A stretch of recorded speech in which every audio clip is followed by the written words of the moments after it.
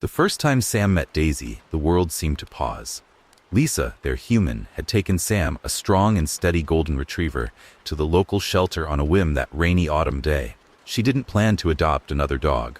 But then, she saw Daisy. The young Beagle-Labrador mix was trembling, her thin frame curled into a ball in the corner of her crate.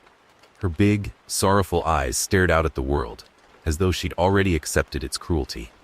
Sam had walked past countless kennels without much interest, but something about Daisy stopped him. He sat down in front of her crate, his tail wagging gently.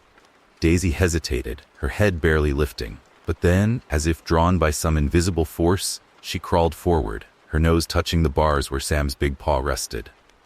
It was an instant connection. Lisa couldn't ignore the scene unfolding in front of her. She opened the crate door and Daisy hesitantly stepped out. Sam leaned in, sniffing her carefully before licking her cheek, as if to say, "You're safe now." Lisa's heart swelled. She signed the adoption papers that very day, not realizing that she had just brought together two souls destined to heal each other. From that moment, Sam and Daisy were inseparable.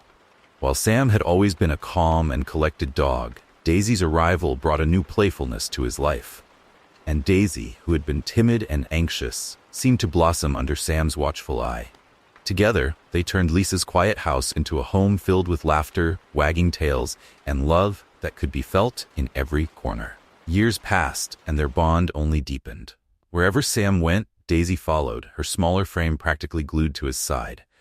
They shared everything, their favorite sunny spots in the backyard, their cozy corner by the fireplace, and even their food bowls when Daisy felt especially cheeky. Lisa often joked that Sam and Daisy were more like an old married couple than pets, but then something changed. At first, it was so subtle that Lisa barely noticed. Daisy, once full of energy, began hesitating to jump onto the couch. Her playful barks grew softer, her wagging tail slower. Sam noticed it long before Lisa did. He started staying closer to her, his protective instincts kicking in.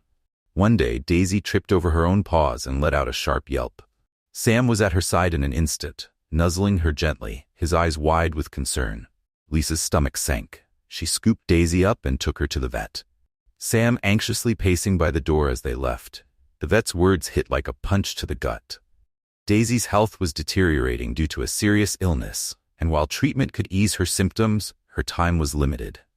Lisa was heartbroken, but she vowed to make Daisy's remaining days as happy as possible. Sam, as if sensing the gravity of the situation, stayed closer to Daisy than ever. From the moment they returned from the vet, Sam never left Daisy's side. He became her constant shadow, always keeping an eye on her, as though he feared she might disappear if he looked away. If Daisy struggled to climb the stairs, Sam would walk beside her, pressing his sturdy frame against hers for support. Lisa watched in awe as Sam took on the role of Daisy's protector and caretaker. He would gently nudge her water bowl closer when she was too weak to stand and lie next to her for hours, his head resting near her paws. Daisy seemed to find comfort in his presence, her body relaxing whenever Sam was near. Even on Daisy's worst days, Sam found ways to lift her spirits. He would bring her favorite toy, a worn-out stuffed bunny, and drop it in front of her, wagging his tail hopefully. Sometimes Daisy mustered the energy to bat it with her paw, and Sam would bark softly, as if cheering her on.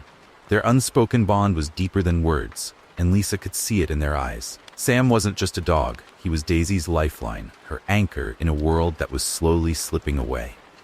One crisp morning, Lisa woke up to a strange silence. Usually, Daisy would greet her with a soft bark, and Sam's tail would thump against the floor in excitement. But today, there was nothing. Lisa walked into the living room to find Sam lying next to Daisy's bed, his head resting on her still body. Daisy didn't stir when Lisa called her name.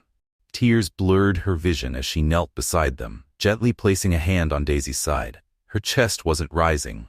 She was gone. Sam let out a low, mournful whine, his body trembling as he nudged Daisy with his nose. It was as if he refused to believe she was gone. Lisa wrapped her arms around him, burying her face in his fur as they both wept. That day, the world seemed to stand still.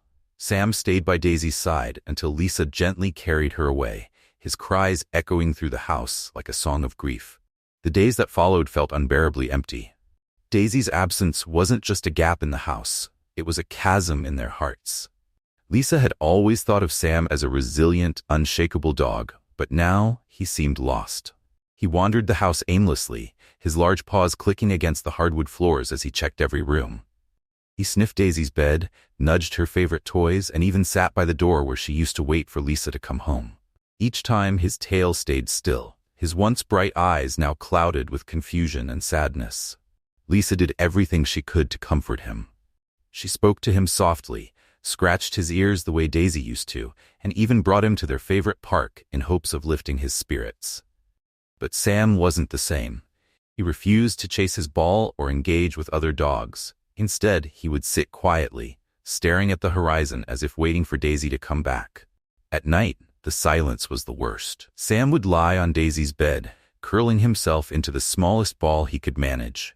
Occasionally, Lisa would hear him let out a soft whimper, a sound so heartbreaking it brought tears to her eyes. She would kneel beside him, stroking his fur and whispering, "I miss her too, buddy. We'll get through this together." But Lisa wasn't sure if they ever truly would. Grief, as Lisa learned, wasn't something you could outrun. It settled in the corners of the house, in the spaces where Daisy used to be. Sam carried it with him everywhere he went, his movements slower, his demeanor quieter. Lisa decided to try something new. She took Sam back to the park where she had first met Daisy. It was a place filled with memories. The bench where Daisy had been rescued, the open field where she and Sam had run side by side, and the shaded tree where they often rested together. Sam followed Lisa obediently, but his usual enthusiasm was gone.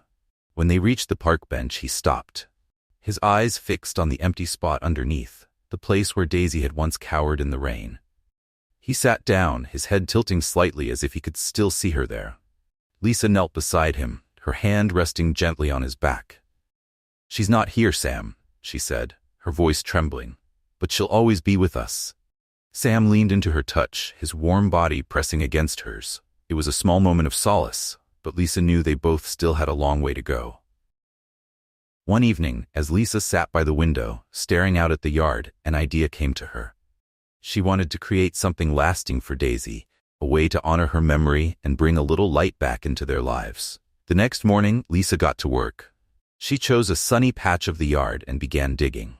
Sam watched curiously, his head cocked to one side as Lisa planted rows of daisies, Daisy's namesake. She added small touches that reminded her of Daisy. A butterfly-shaped wind chime that tinkled softly in the breeze, a small paw-print stone engraved with Daisy's name, and a cozy bench where she and Sam could sit together. When the garden was finished, Lisa led Sam outside.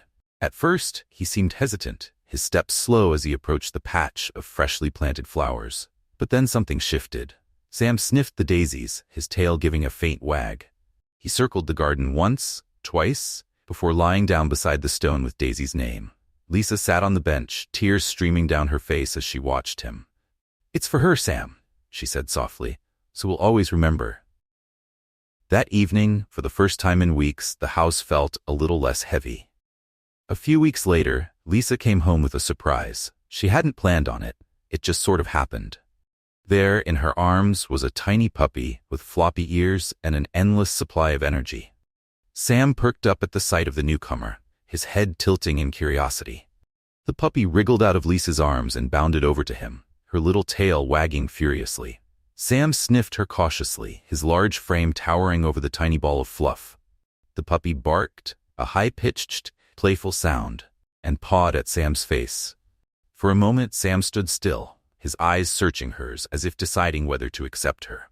Then, his tail wagged. It was small at first, hesitant, but it grew stronger as the puppy bounced around him, her joy infectious. Lisa watched the scene unfold with a mix of emotions. She knew the puppy could never replace Daisy, and she didn't want her to. But seeing Sam engage, even in the smallest way, filled her with a glimmer of hope. This wasn't the end of their grief, but it was a beginning, a chance to heal and find happiness again. The days that followed brought small but powerful changes.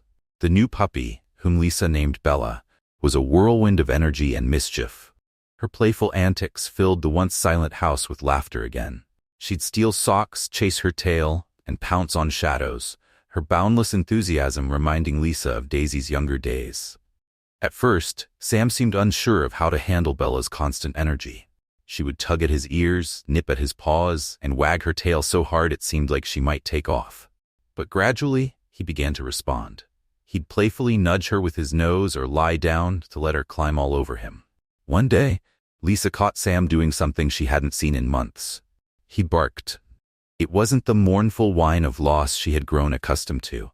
It was sharp, playful, and full of life. Bella had run off with one of his toys, and Sam had chased after her, his tail wagging like it used to when Daisy was around. Lisa sat down on the bench in Daisy's garden, tears welling up in her eyes as she watched them. It wasn't that they had moved on. Daisy's absence was still deeply felt. But Bella's presence seemed to remind them both that life, even in its darkest moments, had room for joy. Sam had found a new purpose, and Lisa felt a spark of hope ignite within her. Healing wasn't linear, but they were moving forward, step by step, together. Months passed, and Bella grew from a clumsy puppy into a spirited young dog. She had a knack for making everyone smile, whether it was through her goofy antics or her insistent cuddles. Sam, too, seemed to have found a new rhythm. He was still the gentle protector, but now he had a partner to share his days with once again. One evening, Lisa sat on the bench in Daisy's garden, the setting sun casting a warm glow over the daisies. Sam and Bella lay side by side at her feet, their breathing soft and steady. Lisa held a small photo frame in her hands. Inside was a picture of Sam and Daisy from years ago, their faces pressed together in an expression of pure happiness. "I hope you're watching, Daisy," Lisa whispered, her voice trembling. "He's okay now. We're okay." As if on cue, a gentle breeze rustled the daisies, the wind chime ringing softly in response. Lisa smiled through her tears, choosing to believe it was Daisy's way of saying she was still with them. Bella barked, breaking the moment, and Sam responded with a wag of his tail. They both bounded toward the house, ready for dinner. Lisa stayed behind for a moment, her heart full of bittersweet emotion. Daisy was gone, but her love lived on, in Sam, in Bella, and in the garden that would always carry her memory. As Lisa stood to follow her dogs inside, she turned back for one last glance at the garden. "Thank you, Daisy," she said softly. This story reminds us of the incredible bonds we share with our furry companions. The love, the laughter, and even the pain of letting go. Have you ever experienced a connection like this with a pet? Share your story in the comments below. Your words might just help someone else who's grieving to feel a little less alone.